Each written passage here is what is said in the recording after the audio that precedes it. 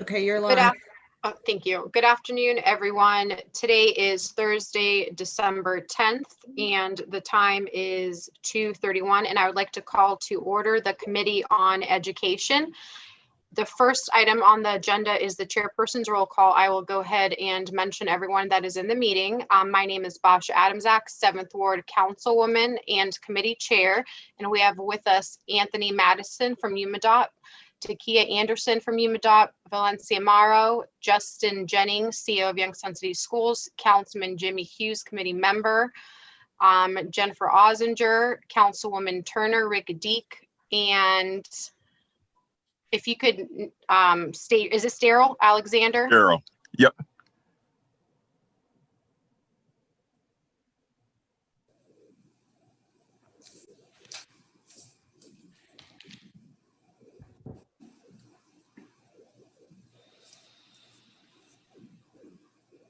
So, Baja, you're muted. Sorry.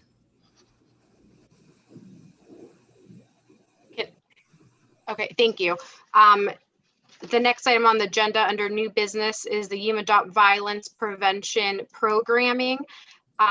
Just as a brief introduction, the reason we're kind of here today, we have been experiencing an increase in violence in the city, and during our safety committee meeting, we would talk about having to try to get the younger generation to try to do some preventative measures. And Councilman Oliver reached out and wanted to set up this meeting that UMaDOT has some potential programming and wanting to start the conversation between the Youngstown City Schools CEO Jennings and UMaDOT. So I'm not sure who would like to start off speaking first, Daryl or Takia or Anthony. We're gonna put it on Takia today. Okay. Oh, and may the record reflect also Councilman Julius Oliver just joined us as well. Councilman Davis, and I'm sorry because I believe I was on mute and Councilman Davis is with us. Okay, perfect. Takia. Hi guys, thank you so much for having us today. I know that sometimes we don't get a chance to get together, so Zoom works. And I just wanted to tell you a little bit about UMaDOT. UMaDOT stands for Youngstown Urban Minority Alcoholism and Drug Abuse Outreach Program. And we've been around for about 30 years now, and we're part of a federation of about 11 other UMaDOTs across Ohio, the state of Ohio. And so I know like for violence curriculum, we are a drug and alcohol prevention agency. We work in behavioral health, which you know, a lot of times drugs and alcohol really tip the balance on behavior.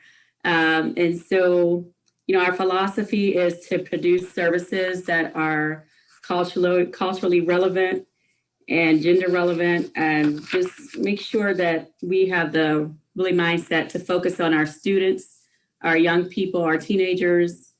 And we have many services that I'll let Anthony talk about from right now. Thank you. Go, Anthony. So our services that we offer here at UMaDOT include BOTFIN's life skills training that we do. We have several staff members that are here that are certified to train and teach these lessons. We also have a Too Good for Violence prevention that we do. We have a Smart Choices, which is gambling prevention. Creating lasting family connections as a whole family. We have Circle for Recovery. It's the reentry curriculum. We have Coalition for Health Promotion.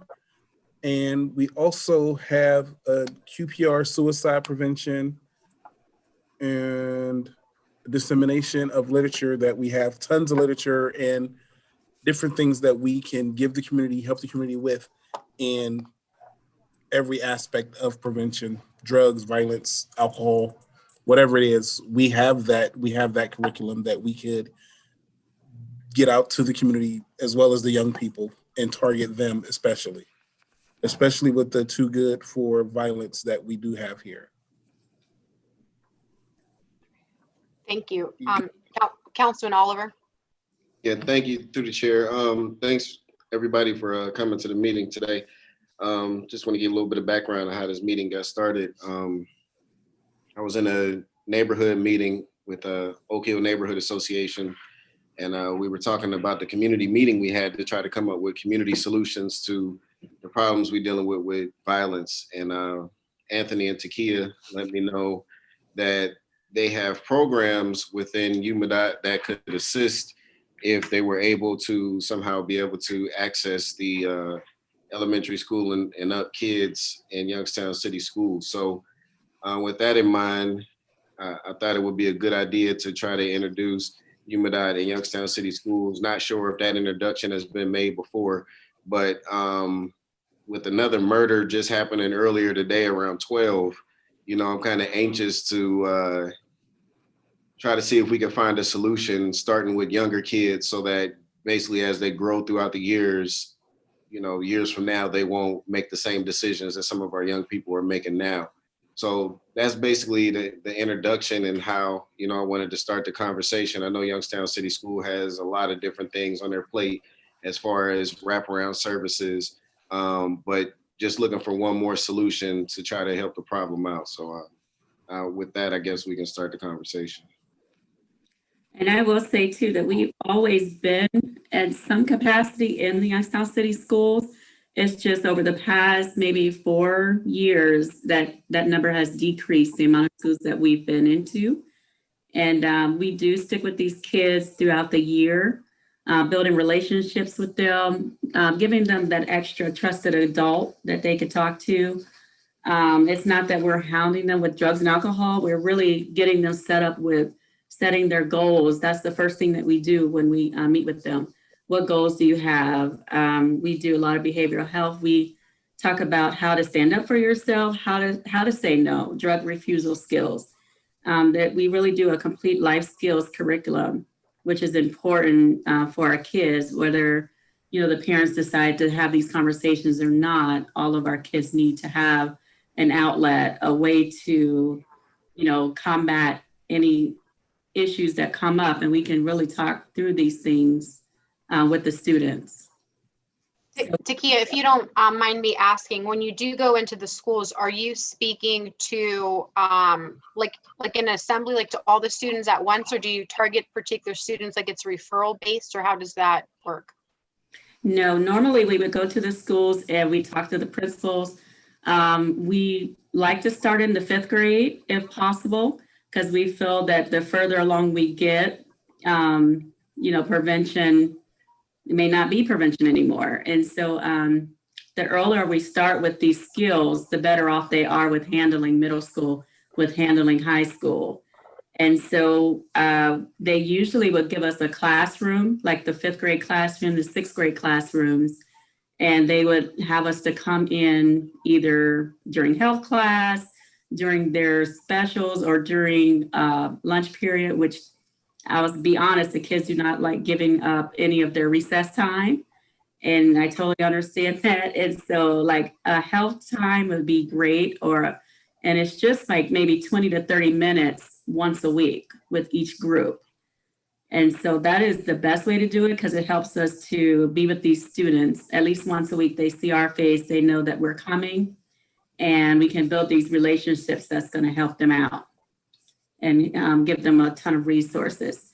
And prevention education, we found that large auditoriums of like, I don't know, inspirational meetings like that are not long lasting to tip the behavior change that we want to see. And so we really need to have a continued education for these different steps with the students, and with our life skills, like, you know, it really takes them through the process from beginning to end with prevention education. And then with our Too Good for Violence is really reiterating what we learned in drug and alcohol prevention, giving them the skills to solve problems when they're having issues with adults and when they're having issues with other students or teachers. And so that's the best way to do it. Thank you. Any questions from any of my colleagues? I got a question. Julius? Thank you, through the chair. So I know UMADOT is capable of a lot of different things, a lot of different programs. One thing that I don't really see a lot around Youngstown is a cohesive, fortified team of successful Black men. And I may be, just thinking out loud or something I was trying to do a while back with Youngstown City Schools, but just some type of consortium of successful Black men that can constantly be within the school system as a role model. Even if you did like one assembly or something where you had like 20 Black men and 20 Black women that can basically grab hold of these kids and be able to say, hey, look, this is what you can become, and you can become better. Is UMaDOT able to gather men and women together on like a volunteer basis to be able to assist you if the CEO said this was something that Youngstown City Schools could do, to go in and just have a presence, being able to talk to kids maybe like once in the morning during homeroom or throughout the day? I'm sure that's something that we could put together in a way that, would be effective. But we can definitely talk about that. Yeah, it says and our positive role goal models. go ahead. Our goal is to have more prevention specialists in Youngstown. So yes, to your answer, Mr. Oliver, it would be if we had a group of volunteers that wanted to be trained in these tactics, in these skills that we have, to be able to give them to the kids throughout the day, that would be great, to have them on board and have them trained to do what we do here at UMaDOT. Thank you. Through the chair, follow it. And then I apologize because this is the first time that I was actually made as co-host. So now I can see people's like hands being raised, and CEO Jennings has had his hand raised for a while now. Okay. You want CEO go first? If that's okay, Mr. Jennings. Go ahead and follow about. My question is actually around what they're talking about, and I think you might hit on it as well, but you've hit on it a little bit as well. Okay. So the follow-up is basically, when I went to Israel, I linked up with a group of people. They had a program over there called Youth Futures. And the way I spoke about this, I think in another meeting, but the way it works is normally mentorship programs, like I think Guy Burney just came up with another mentorship program, which is great. But normally with mentorship programs and, like role model programs, they're voluntary. So it could be hit or miss. You could have enough, people that's volunteering and mentoring, or you can not have enough, you know what I mean? In our case, we got a whole city to try to change, so we're gonna need a lot. So with this program, Youth Futures, they're not volunteers. They're paid 40 hours a week. These are paid role models. Their job is actually to go in and be with these kids at home and at school for 40 hours a week. They get like 3 of them each, and it's a paid program basically through grants, federal dollars. In Israel, their government just pays for it. The students have a little bit of a buy-in, like $200 a family to participate. But what they've seen is it has drastically changed youth behaviors and actually giving youth futures over there. So what I was wondering, if the school system and UMaDOT will be able to somehow link up and mirror this program from Israel. I got the people already in line that can help us, make it happen. They're already doing a pilot in another city, but to be able to go out and get these grant dollars and be able to have paid mentors that are able to change people's lives. So just wondering if you guys have the capacity to be able to, start something like that off. I'll jump in on that one. Go ahead, Daryl. Yep. So with this particular federal grant that we got called Partnerships for Success, one of the key goals of the project is to increase the infrastructure within a community to provide prevention services. So, and then to drill it down, one of the goals is to develop a sustainability team that would gather together to, ideally bring in resources within the community, and so I'd say that for us, it flows right into what we do and what we're about. So that definitely can be done. And the second thing I'll say this, and I'll go back real old school in Philadelphia with the Midnight Basketball League.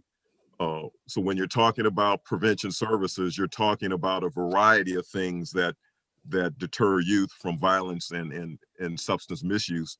So anything that's, it doesn't necessarily have to be very, very overtly drug and alcohol prevention, but if it changes behavior, if it changes the course of life that they're going to go in, we can definitely facilitate that, collaborate, strategically plan how to do that and support it.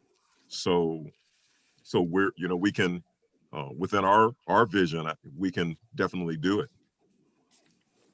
Thank you, Daryl. Mr. Jennings. Thank you, Chair.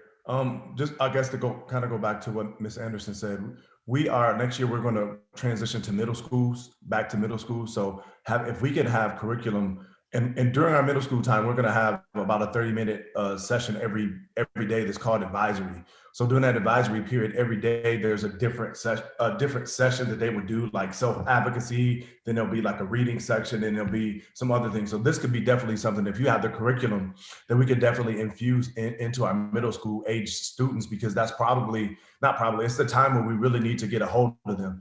And then also to Mr. Oliver, we actually have people like that in our school. So if you have a pilot or you have a training to do, so we just we use our Title III and Title IV dollars for what we call youth advocates. So what we do with these youth advocates is they are responsible for 75 students.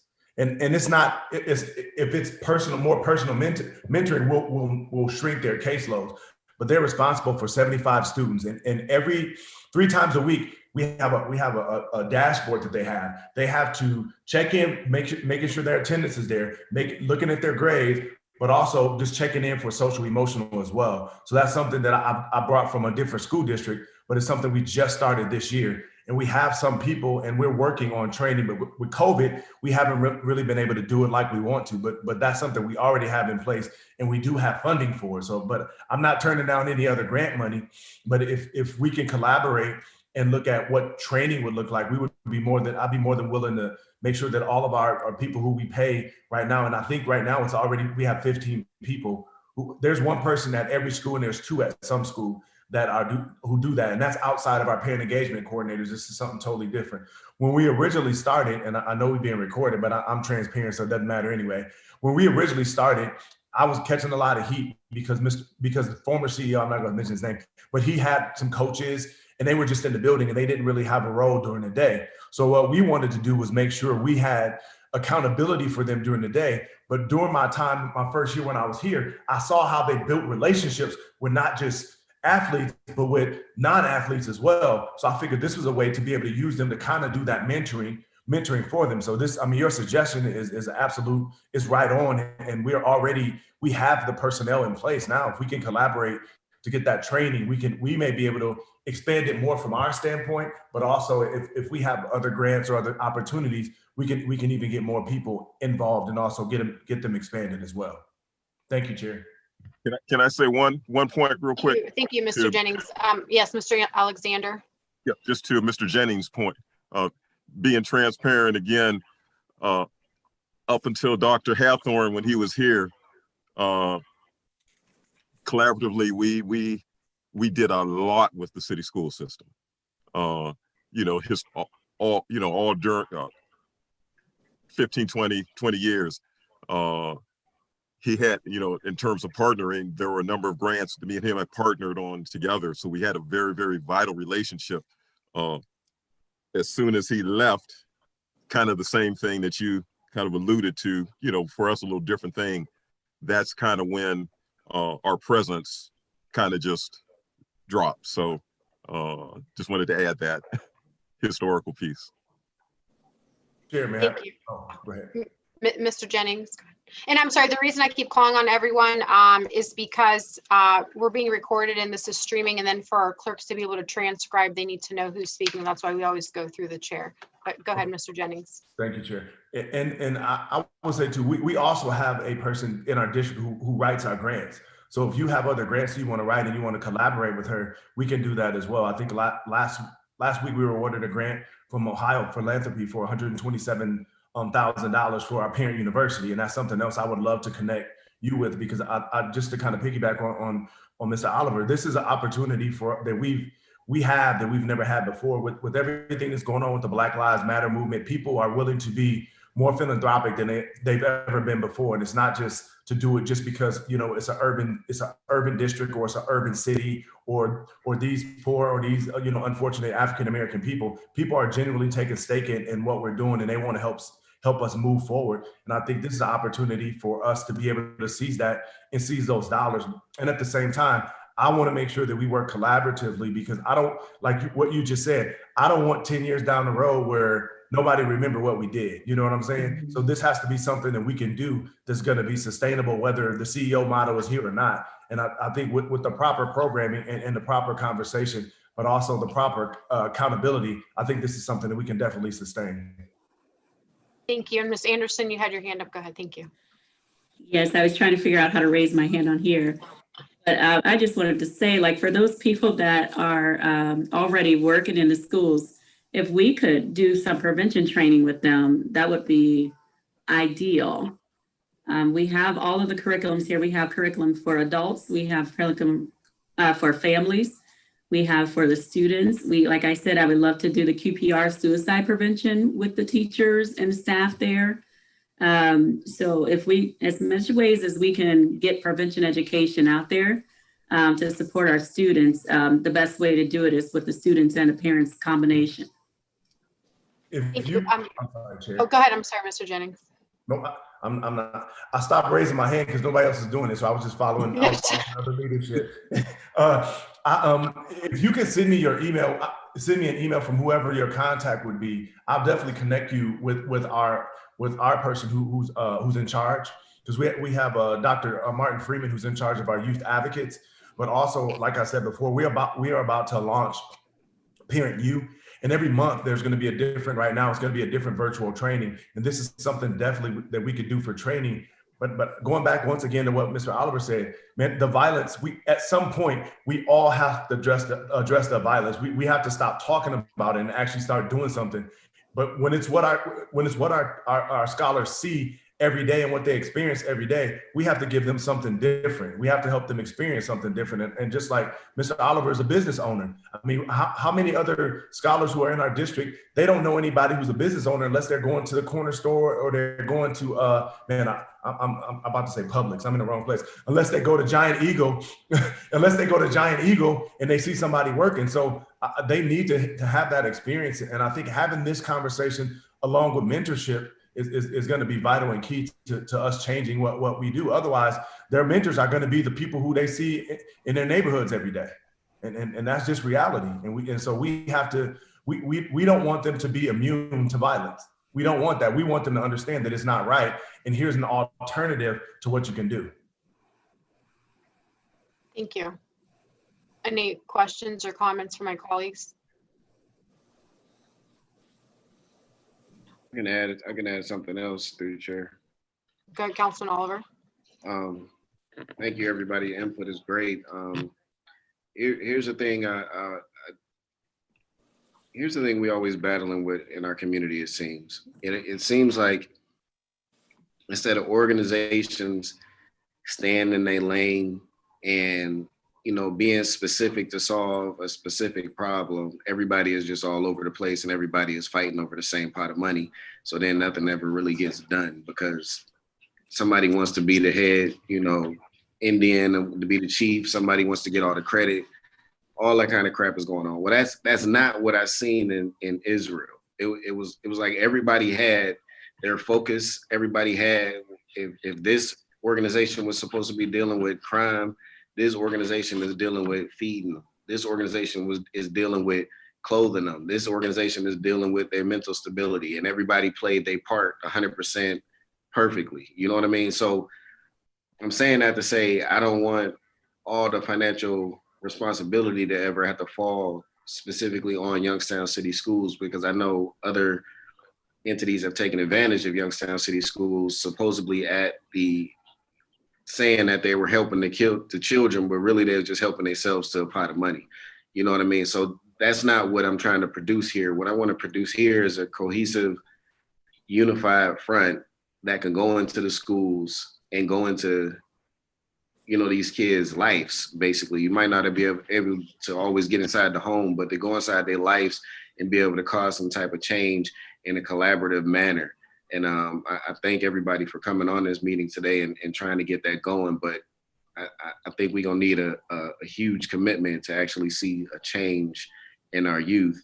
And what I want to see ultimately is a youth-focused or crime youth-focused program that's able to be supported by the city. So what I'm saying, let's just go ahead and get that started today. Thank you, Councilman Oliver. Councilman Hughes. I just wondered, I guess this is geared to the UMaDOT though, what kind of staff and employees consists of UMaDOT? How big is your organization, and where how many facilities do you have? Who would like to answer that? You want me to go to Daryl? So our office is here on the north side, near Wick Park. And we have approximately, I believe it's 9 staff members, and Daryl Alexander is our executive director. And so, this is our hub here, but we do work with the other UMaDOTs across the state of Ohio. We make sure that we get together, talk about different things. And Daryl, did you want to add? Yes. So, with the exception of 2 people, when we're bringing on an additional 2 people, we got 9 full-time, 2 part-time. Budget-wise, over $1 million budget. Fairly little above stream for for a nonprofit. Been very, very sustainable. Birthed in 1986, so we're a very sustainable organization. And so I guess for me, without going down a rabbit trail, my particular vision, the goal is to eradicate drug and alcohol use, misuse within our city. I mean, that's my passion. That's my goal. For people who are addicted, that they, have a way of getting the treatment that they need. And for youth, that youth violence does not exist. So that's my passion. That's my goal. And so that's my drive, while I'm here. We've got a number of men of color who are prevention specialists, 2 who do services at juvenile court. We've got women of color, so we're very, very culturally diverse in terms of our population.